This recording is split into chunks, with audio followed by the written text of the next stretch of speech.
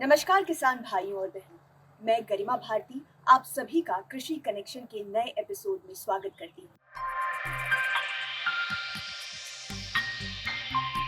पिछले एपिसोड की बात करें तो हमने आपको ये जानकारी दी थी कि मौसम के हिसाब से जो आम की कैरियां हैं या फिर टिकोरा कह लीजिए, अम्बिया कह लीजिए, वो लगातार झड़ रही। आज इस वीडियो के जरिए हम आपको ये बताएंगे कि आम की झरी हुई कैरियों से भी आप किस प्रकार पैसे कमा सकते हैं। नए प्रोडक्ट्स में उनको तब्दील करके आप किस प्रकार बाजार में उसे बेच सकते हैं और पैसे कमा सकते हैं। इस बारे में विस्तृत जानकारी असिस्टेंट प्रोफेसर डॉक्टर के प्रसाद दे रहे हैं। भारत जो है मैंगो उत्पादन में प्रथम नंबर पर है और बिहार इसका एक मुख्य उत्पादक राज्य है। लेकिन यह भी कहना उचित होगा कि जो पोस्ट हार्वेस्ट लॉस है उसकी मात्रा बहुत अधिक है। 30 से 40% पोस्ट हार्वेस्ट लॉस आम में हो जाता है और इसी समस्या से किसान बहुत बार परेशान भी रहते हैं। इसके लिए हम ये बताना चाहते हैं कि राजेंद्र प्रसाद केंद्रीय कृषि विश्वविद्यालय ने बहुत अग्रिम काम इस पर किया है और बहुत सारे प्रोडक्ट्स हमने लॉन्च किए हैं, जिसमें कि दोनों लेवल पर प्रोसेसिंग हम लोग देखते हैं, चाहे आम कच्चे स्थिति पे हो और राइप पका हुआ आम की स्थिति में हो। और अभी मैं आपको कुछ प्रोडक्ट्स बताऊंगा जिनसे कि किसान इसका प्रोसेसिंग करके अपनी जो आय है उसको दोगुना चौगुना कर सकते हैं। जो कच्चा आम है उसमें ग्रीन मैंगो स्क्वैश ये बनाया जा सकता है, जिसमें कि बहुत लागत कम है और मुनाफा बहुत अधिक है और इस प्रोडक्ट को FSI रजिस्ट्रेशन कराकर रेवेन्यू उससे कमा सकते हैं। इसी तरीके से जब आम पक जाता है तो पकने के बाद के जो प्रोडक्ट्स हैं उसमें राइप मैंगो स्क्वैश इसका एक मुख्य उत्पाद है। मेनली अभी के समय में जो कच्चा आम है वो बहुत अभी गिर रहा है, क्योंकि हवा बहुत बीच बीच में तेज चलती है जिस वजह से आम गिर जाता है। जैसे कि टिकोले जो होते हैं वो गिर जाते हैं। अगर परिपक्व स्टेज के हैं तो इसका ग्रीन मैंगो स्क्वैश बहुत अच्छा उत्पाद है। इसको हम लोग लगभग 1 साल तक हम इसको रख सकते हैं और इसका उपयोग कर सकते हैं। ऑफ सीजन में जब मैंगो अवेलेबल नहीं रहता है मार्केट में, उस वक्त भी हम इसको यूज कर सकते हैं और इसको मार्केटिंग कर सकते हैं। जो बिचौलिए होते हैं जिनको हम लोग फल बेच देते हैं, उनकी बजाय डायरेक्ट अपना प्रोडक्ट जो है मार्केट में उतारना चाहिए, जिससे वो डायरेक्ट लाभ ले सकें और जो पूरा मुनाफा है वो उसको ले सकें। पर लीटर जो है इस प्रोडक्ट का आपको 400 रुपया तक, अच्छा क्वालिटी का अगर प्रोडक्ट है आपका तो 400 रुपया तक मिल सकता है, जिसको कि किसान लाभ जिससे ले सकते हैं। और अचार वगैरह बनाया जा सकता है जिसमें कि मीठा अचार और खट्टा अचार दोनों आते हैं।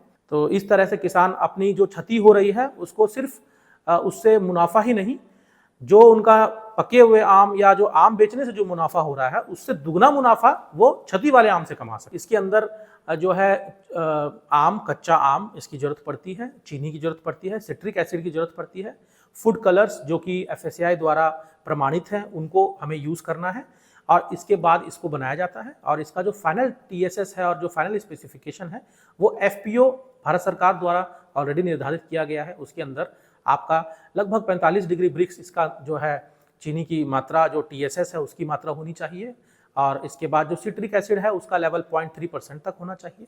इसी तरीके से जो भी कलर्स हम यूज़ कर रहे हैं, फूड कलर जो कि FSI अप्रूव्ड है, 0.05% तक आप उसको रख सकते हैं, 0.05% तक। जो है लेबलिंग पे भी आपको विशेष ध्यान रखना है। लेबलिंग में सारी जानकारी इसकी हमें मुहैया करवानी है, चाहे उसकी न्यूट्रिशनल वैल्यू हो, चाहे उसका FPO स्पेसिफिकेशन हो। बहुत जरूरी है कि इसकी पैकेजिंग और लेबलिंग FSI रजिस्ट्रेशन के साथ मार्केट में उतारी जाए किसानों द्वारा, जिससे वो अच्छी आय कमा सके। जो भी इसके बनाने की विधि है कि कैसे हम लोग मैंगो को हार्वेस्ट करते हैं, किस स्टेज में हम लोग इसको लेते हैं और कैसे उसमें हम लोग उसका पल्पिंग करते हैं, सिरपिंग करते हैं और उसके बाद उसकी बॉटलिंग, फिलिंग और प्रिजर्वेटिव का एडिशन, इन सब की जो प्रोसेस है, जो इसका जो सीक्वेंस है, इसको हम लोग इसकी जानकारी यहीं पर देते हैं अपने लैब में। किसान यहाँ आते हैं, हम लोगों से मिलते हैं, इसकी उचित जानकारी लेके जाते हैं और अच्छा फीडबैक भी आता है। किसान हम लोगों को बाद में फ़ोन करके बताते हैं कि किस तरीके से उनको जो है मुनाफा हो रहा है। अगर आप इस प्रोडक्ट की बात करें तो ये सबसे कम लागत पे बनने वाला प्रोडक्ट है। इसका बेनिफिट कॉस्ट रेशो 1:3, ये मतलब 3 गुना मुनाफा ही आपको देता है।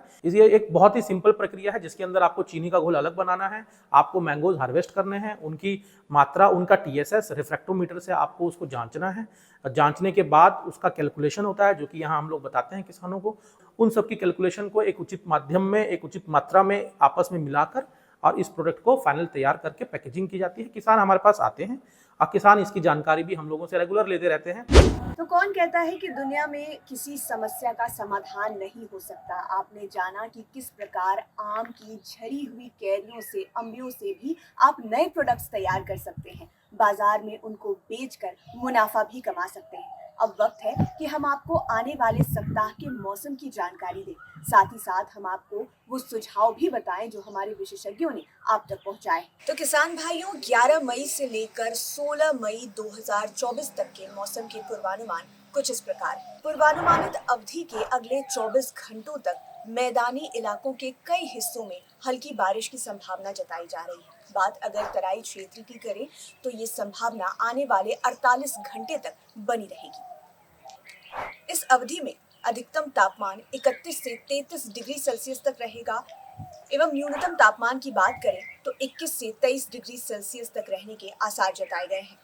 बात अगर सापेक्ष आर्द्रता की करें तो सुबह में ये 70 से 80% तक तथा दोपहर में 40 से 50% तक रह सकता है। साथ ही साथ पूर्वानुमानित अवधि में 14 से 16 किलोमीटर प्रति घंटे की रफ्तार से पूर्वा हवा चलने की भी संभावना जताई गई है। अब हम आपको बताते हैं कि हमारे विशेषज्ञों ने मौसम के अनुसार क्या समसामयिक सुझाव दिए। अगले 2 से 3 दिनों तक मौसम की स्थिति को देखते हुए कृषि कार्यों में सतर्कता बरतें और साथ ही साथ कोशिश करें कि रबी मक्के की कटनी तथा दौनी ना करें। विगत कुछ दिनों से उत्तर बिहार के कई जिलों में बारिश होने के कारण खेतों में अभी नमी बरकरार है, तो ये समय बुआई के लिए उचित है। आप 15 मई से हल्दी की बुआई कर सकते हैं। वर्षा का लाभ उठाते हुए आप खरीफ मक्के के लिए खेत की तैयारी शुरू कर सकते हैं। खेत की जुताई में 10 से 15 टन गोबर की सड़ी खाद प्रति हेक्टेयर की दर से व्यवहार करें। खरीफ मक्के की बुआई 25 मई से करें। बात उड़द और मूंग की फसलों की करें तो अगर आपको लग रहा है कि वो फसलें खराब हो रही हैं और उनमें पीला मोज़ाइक वायरस पकड़ रहा है तो उन्हें जल्द से जल्द नष्ट करने की कोशिश करें। यह रोग सफेद मक्खी द्वारा फैलता है। इसके शुरुआती लक्षण पत्तियों पर पीले धब्बे के रूप में दिखाई देते हैं। बाद में पत्तियां तथा फलियां पूर्ण रूप से पीली हो जाती हैं। तो किसान भाइयों, उम्मीद है आज का ये एपिसोड आपको बेहद पसंद आया होगा, क्योंकि इसमें दी गई हुई सलाह आपके बेहद काम आने वाली है। आपने जाना कि कैसे झरी हुई आम की कैरियों से, अम्बियों से आप नए प्रोडक्ट्स तैयार कर सकते हैं। साथ ही साथ हमने आपको आने वाले मौसम की जानकारी और उससे जुड़े हुए सुझाव भी दिए हैं।